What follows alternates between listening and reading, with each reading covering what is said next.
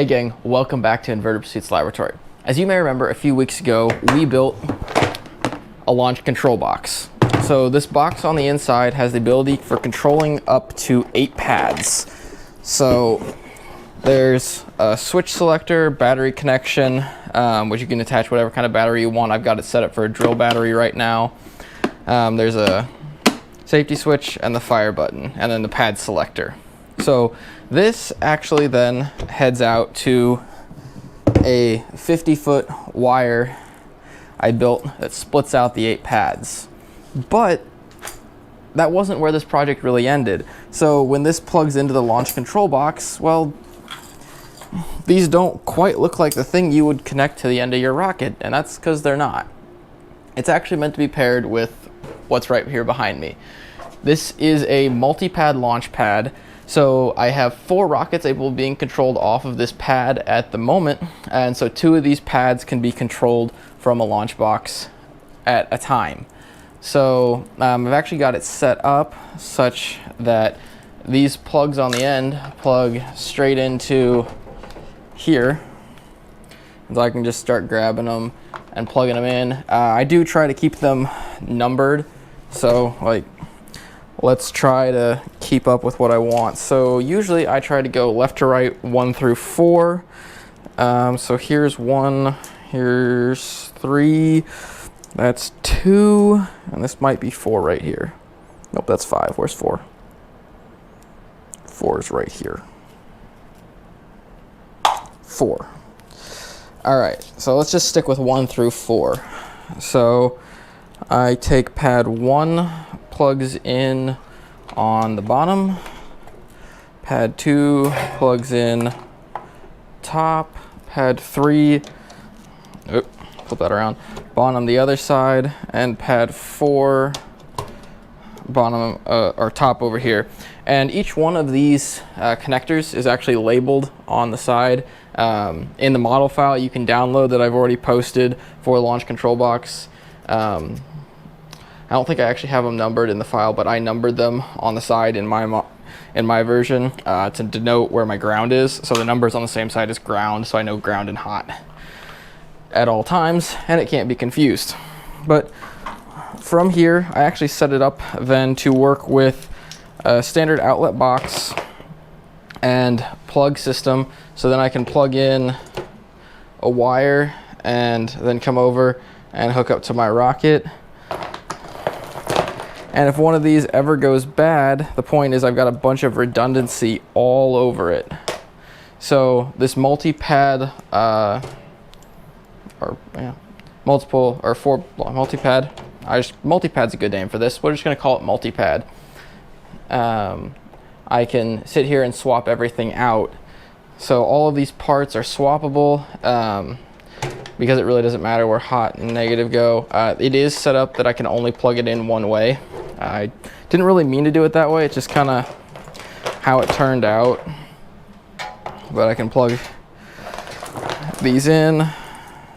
So I tried to make it that if something went wrong in like the main cable, I'm only having to replace the main cable. If something goes wrong in one of these short cables, I'm only having to replace a short cable. And so then I can just, connect to every pad. I don't have a 4th rail on here right now. But then this allows me to connect all the way back down. So multi-pad is actually based off the low power pads that the Cloudbusters Tripoli group uses out at their launch site. So I saw the design at my first launch and was like, wow, these are incredibly designed and really well set up. So I took a bunch of pictures, and I'd always wanted to make a copy of my own. I'd been hunting around for where to find the parts and supplies to build one of these. And I ended up finding that these sawhorses that they used are from Menards, so it was an easy one to find.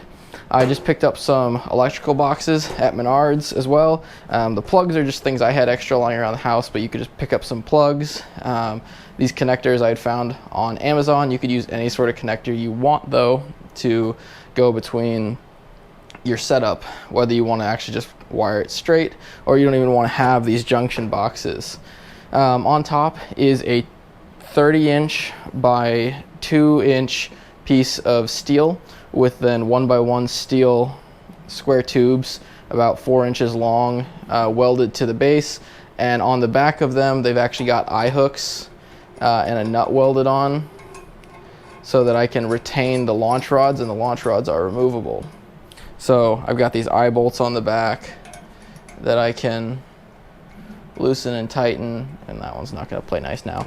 But so I can take the whole thing apart in a really quick fashion. The whole system just comes apart.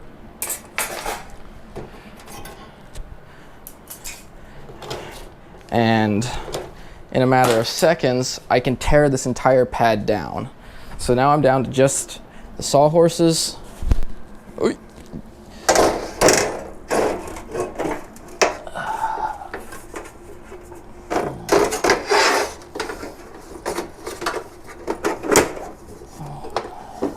And the whole thing folds up.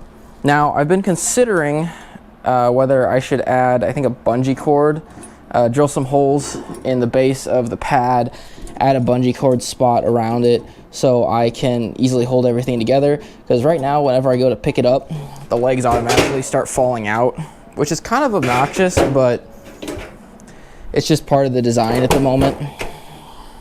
So I definitely need something, I think, to go between point here and the point on the back to create that support.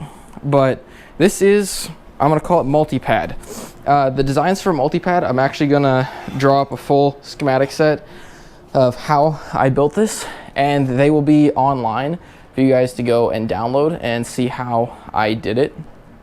And you'll be able to replicate and build your own MultiPad to use at like club launches or even your scout troop launches and such like that.